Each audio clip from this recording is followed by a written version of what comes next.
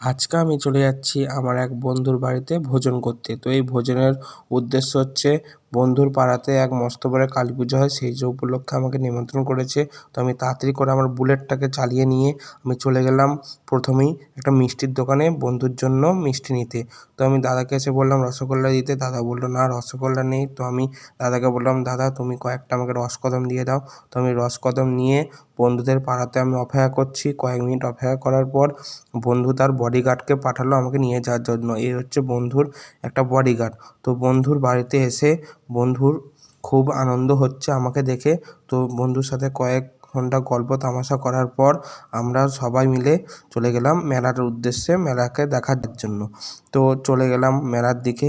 তো মেলা এসে প্রথমেই আমরা মেলার সমস্ত দোকানগুলোকে দেখব। তো আমরা মেলাতে প্রবেশ করি।